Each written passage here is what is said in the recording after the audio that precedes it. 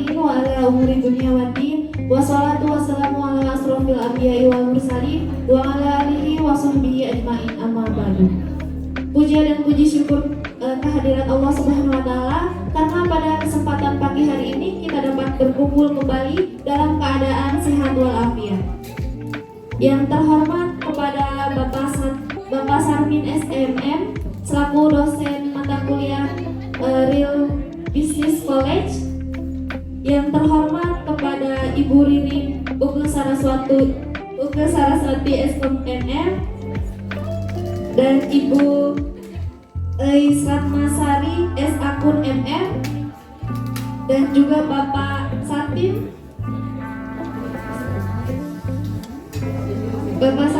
STMM. Sebelumnya izinkan kami untuk memperkenalkan diri. Saya Ibah Fauzia. Di samping saya ada saya Putri Tunggal Dewi, saya Nur Fadla Warman, saya Stefania Agustina, saya Amanda Pramudia. Kami dari kelompok 7 dengan pendampingan usaha ayam geprek Om Udin. Di sini ada BMC yaitu Business Model Canvas, yaitu adalah alat manajemen strategis untuk mendefinisikan serta mengkomunikasikan ide atau konsep bisnis. Ya, di sini saya akan menjelaskan bisnis model Canva, di mana kita sudah memasukkan penjualan ayam geprek Kamudin ini dalam bisnis model Canva. Kenapa sih kita harus menggunakan bisnis model Canva dalam usaha ayam geprek Kamudin? Dengan menggunakan bisnis model Canva, kita jadi dapat memahami segala garis besar semua tentang bisnis tersebut tanpa harus membuat dokumen bisnis plan. Nah, yang tadi sudah teman saya katakan, ya ada 9 pilar untuk bisnis model Canva. Yang pertama itu ada klien atau customer segment. Nah, klien atau customer segment ini kita bisa tahu siapa saja target pasar dari penjualan ayam geprek Om Udin ini, ya. Nah, di sini ada yang pertama pencinta pedas. Biasanya ayam geprek itu ciri khas sama rasa yang pedas, bener gak? Nah, biasanya ada sambal di ayam geprek itu yang membuat para pencinta pedas itu, wah, kayaknya enak nih ayam geprek pedas. Kalau nggak pedas kayak nggak makan, bener? Yang kedua ada orang yang menyukai olahan ayam. Yang ketiga ada pelajar atau mahasiswa. Kenapa pelajar atau mahasiswa? Karena untuk harga ayam geprek itu sendiri terbilang relatif murah untuk para pelajar dan mahasiswa. Dimulai dengan harga 10.000 kita sudah mendapatkan porsi yang lumayan banyak. Lalu ada masyarakat umum seperti kayak ibu-ibu atau anak-anak, ya. Nah, range usia mulai dari 2 tahun sampai dengan dewasa. Kenapa sih ini kan ayam geprek? Kenapa sadari umur 2 tahun? Karena di situ kan bisa dikasih ayamnya aja, ya. Saya juga sering lihat anak kecil makan tapi ayamnya aja yang diambil. Nah, lalu ada value proportion. Value proportion ini nilai lebih atau apa sih nih yang membedakan ayam geprek Om Udin dengan ayam geprek lainnya? Sedangkan kita tahu ya, mungkin yang dari Cepembungin tahu kalau misalkan di Cepembungin enggak hanya satu ayam geprek, tapi sudah banyak ayam geprek yang beredar. Ayam geprek Om Udin ini menggunakan bahan-bahan bermutu. Karena untuk sambal dan ayamnya dia belanja setiap hari. Nggak ada yang misalnya ayam bekas kemarin terus digoreng lagi. Mungkin dari teman-teman pernah beli ayam geprek tapi ayamnya kayak angkatan bekas kemarin kayak gitu. Terus ada harga sambalnya. Rasa sambalnya itu kadang-kadang ada yang bau busuk sambalnya. Benar? Ya, mungkin kita pernah tuh ngerasain dapat ayam geprek yang kayak gitu. Lalu tempat yang strategis. Kebetulan untuk ruko ayam geprek Om Udin ini terletak di pinggir jalan. Jadi kalau misalkan kita lewat ke arah TM Tanah Merah Jembatan itu, pasti kita sudah melihat pelang ayam geprek Om Udin. Jadi tempat-tempatnya itu sangat strategis, kelihatan dari segala arah. Ya, terus harganya yang terjangkau saya bilang tadi, untuk harga porsi ayam geprek itu harganya mulai dari Rp10.000. Lalu memiliki banyak varian menu. Nah, ini yang paling beda di ayam geprek Omudin? Di mana-mana kan biasanya muncul ayam geprek, udah ayam geprek aja, kalau enggak chicken, bener ya? Nah, kalau di ayam geprek Omudin itu ada beberapa varian seperti ayam geprek spicy, ayam geprek bakar, hot plain cheese. Kalau misalnya buat temen-temen nih, kayaknya bosan nih ayam geprek yang biasa, kita bisa nyoba ayam geprek yang bakarnya atau yang spicy-nya.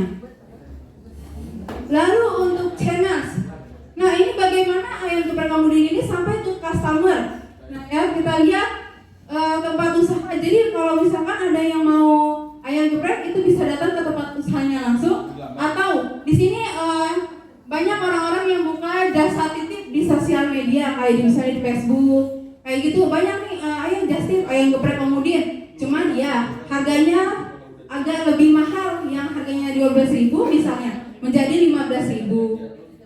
Lalu ada supplier.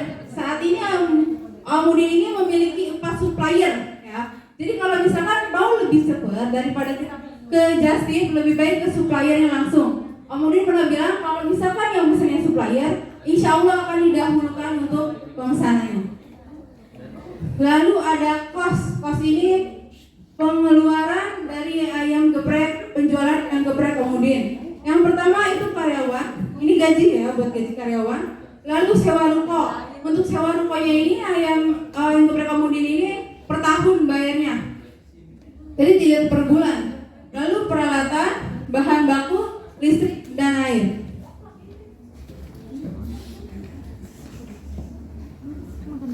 Nah, di sini ada research itu sumber daya yang diperlukan Omudin untuk bisnisnya ya. Ada bahan baku ayam geprek, aset produksi, ruko dan karyawan. Lalu ada aktivitas apa saja sih yang terjadi dalam proses jual beli ya di ayam geprek. Yang pertama ada memasak ayam, memasak nasi dan menu lainnya, membuat dan menerima pesanan, lalu ada kasirnya juga yang menerima pembayaran. Lalu relationship, memberikan bonus untuk setiap pemesanan ayam geprek. Nah, kalau di ayam geprek Omudin, setiap kita nih misalnya mau pesan 20 bungkus, biasanya itu dilebihin 2 bungkus sama Mang Udinnya ya. Itu untuk menjalin hubungan antara customer dan pembeli. Customer itu pembeli. Lalu ada partner, rekan kerja. Ya, yang pertama ada supplier bahan baku ayam geprek kayak cabai, ayam, terus kayak kol, itu semuanya juga mempunyai suppliernya sendiri. Lalu vendor air galon yang setiap harinya itu bisa habis beberapa galon, dan resellernya. Lalu ada revenues, pendapatan ayam geprek Omudin ini nggak hanya dari ayam geprek ya, ayam geprek Kalvaria, tempe bacem. Nah, ini adalah menu pendamping kalau misalkan kita mau makan ayam geprek Omudin. Lalu ada minuman dan sate yang jeroan ayam itu yang biasa ada di bubur ya. Baik, selanjutnya kita masuk ke analisis SWOT ya. Jadi analisis SWOT ini kan ada 4 ya, ada strength, weakness, opportunity, and threat. Jadi yang pertama ini adalah kekuatan usaha ayam geprek Omudin. Nah, harganya itu terjangkau. Nah, bersahabat kan di kantong masyarakat kayak. Jadi anak pelajar juga bisa beli kayak yang udah dijelasin sama Dilah tadi. Terus yang kedua itu kualitas ayam geprek Omudin ini sangat baik karena ayam geprek dibuat dengan cara yang higienis agar tetap bersih.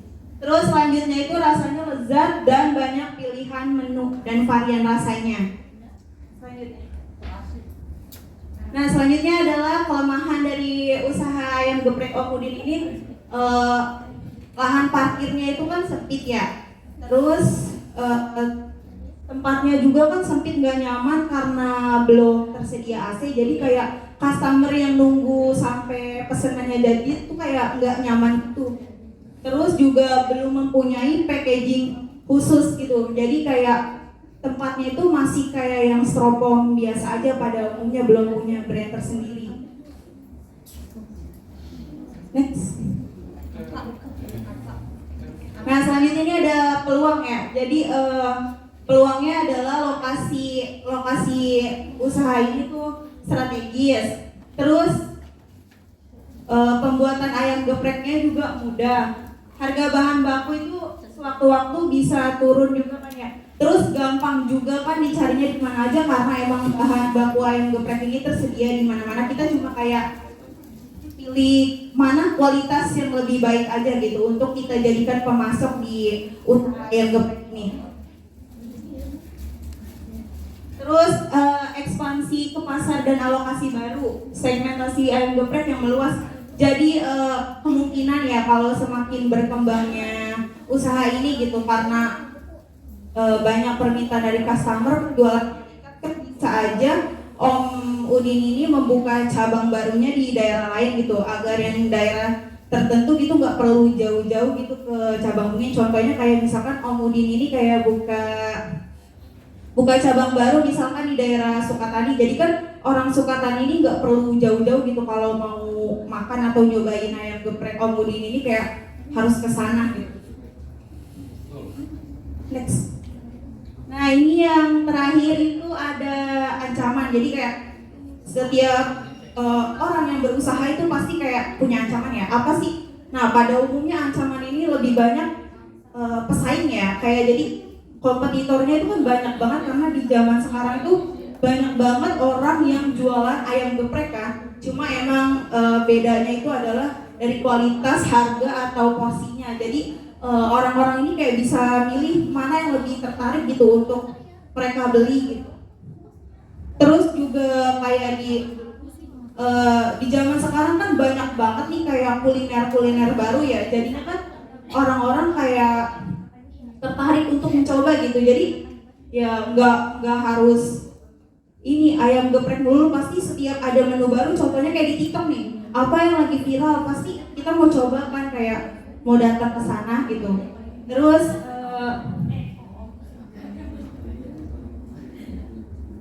bahan bakunya itu nggak tahan lama, jadi kayak kemungkinan Om Udin ini kayak bahan-bahannya itu kayak yang nyetok yang kemungkinan kayak yang langsung habis gitu, jadi nggak disetok-setok supaya nggak kebuang-buang. Di sini ada matrix SWOT yang digabungkan menjadi SO. Yang pertama, konsisten dengan cita rasa karena akan memberikan pengalaman yang menyenangkan bagi konsumen, menciptakan kepuasan sehingga meningkatkan kepercayaan mereka untuk membeli dan menjual menjadi loyal. Gabungan dari S2 dan O2. Yang kedua ada strategi WO.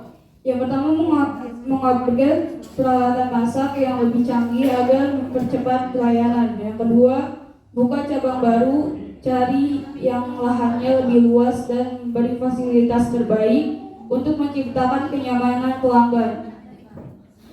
Yang ketiga, strategi ST, yaitu meningkatkan kreativitas, ide penciptaan, variasi menu dan rasa agar tetap ada pembeda dari kompetitor lain. Yang keempat yaitu strategi WT, manajemen stok. Yang pertama manajemen stok, yang kedua membangun kemitraan dengan supplier. Next. Di sini ada strategi pengembangan usaha. Yang pertama meningkatkan pemasaran sosial media.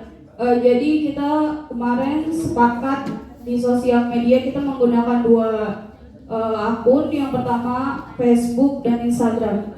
Yang kedua peningkatan brand awareness, yaitu dengan menggunakan iklan sosial media dengan konten. Yang ketiga konsisten pada rasa, yaitu fokus pada kualitas rasa yang khas dan menyenangkan bagi konsumen untuk mempertahankan kepercayaan dan loyalitas pelanggan. Di sini ada laporan hasil implementasi dari tanggal 26 November 2023, yaitu pembuatan akun. Hasilnya itu sarana promosi, keterangan, membuat email, TikTok, dan Facebook. Yang kedua itu 27 November 2023, pembuatan akun, sarana promosi di Facebook. Tanggal 28 November 2023 yaitu pembuatan akun dan posting foto untuk sarana promosi dan bahan promosi. Itu tempatnya di Instagram, Feed, dan Story highlight.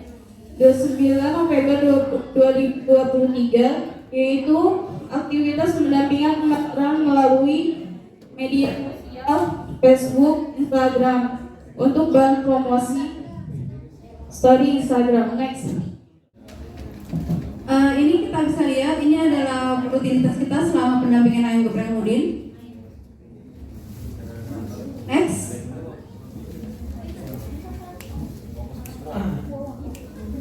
Dari tadi kegiatan tadi, apa sih yang kita tuju, yaitu hasil yang memang bisa menguntungkan untuk ownernya. Selain kita belajar bagaimana proses bisnis berjalan di Ayang Geprek Mudin, kita juga berusaha mengembangkan usaha tersebut ya. Nah, apa sih yang berkembang di Ayang Geprek Mudin? Yang pertama itu pasti meningkatkan branding. Nah, yang sekarang saya lakukan, gimana saya mempresentasikan Ayang Geprek Mudin, saya juga memperkenalkan Ayang Geprek Mudin kepada kalian semua.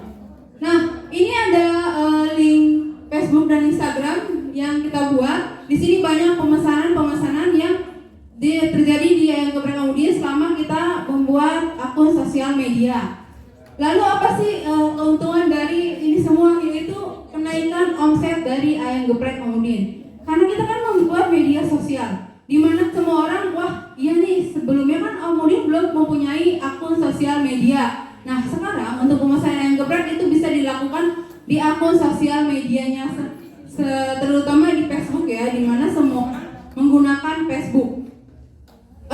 Berapa kenaikannya? Terjadi kenaikan omset yaitu dari 1.400 porsi dan saat ini sudah mencapai 1.600 porsi. Semua pendampingan yang kita lakukan ini membuat Ayang Geprek Mudin ini meningkat sebanyak 200 porsi. Nah, ini untuk ranknya ya. Kayak misalkan nih di bulan Agustus, September, Oktober ini, di mana Ayang Geprek Mudin masih memproduksi 1.400. Lalu di bulan November, di mana tadi kita sudah memulai membuat sosial media yang orang bisa memesan lewat sosial media. Nah, di bulan Desember untuk pertengahannya, Ayang Mudin sudah memikirkan untuk menambah jumlah porsi ayam setiap harinya, yaitu 200 porsi, dan kenaikannya sebanyak 2 bulan ini, kenaikannya adalah 200 porsi per harinya. Nah, ini untuk aset usahanya. Total dari aset usaha yang dimiliki Mudin ini senilai 23.942.000, dan untuk harga bahan baku semua yang kita butuhkan untuk penjualan Ayang Geprek Mudin, ini totalnya 8.270.000 ya. Nah, dari 8.270.000 yang kita gunakan itu mendapat Ayang Geprek 1.600 porsi. 1.600 porsi jika di 8 juta dibagi ini 1.600 menghasilkan HPP-nya itu Rp5.000. Ayang Geprek Mudin ini mengambil keuntungan 100% sehingga harga jual per porsi Ayang Geprek itu 10.000. Ini untuk omset per hari penjualan Ayang Geprek yang 1.600 dikali 10.000 per porsinya menghasilkan Rp16 juta per harinya. Lalu untuk omset per hari menu pendamping yang saya bilang tadi, seperti kayak ada minuman, tempe bacem, sate jerah, itu untuk rata-ratanya mendapatkan sebesar Rp400.000. Jadi total omset per hari Ayang Mudin mencapai Rp16.400.000. Nah, pendampingan kita ini berhasil menaikkan omset Ayang Mudin sebanyak 2 juta per hari. Oke, baik, sebelum kita tutup, berikut ada video yang akan kami tampilkan selama hasil pendampingan kelompok kami. Assalamualaikum warahmatullahi wabarakatuh. Ini adalah review dari ownernya langsung, yaitu Om Uni. Ada pendampingan dari kampus mahasiswa Dharma. Mereka membuat sosial media yang jadinya penjualan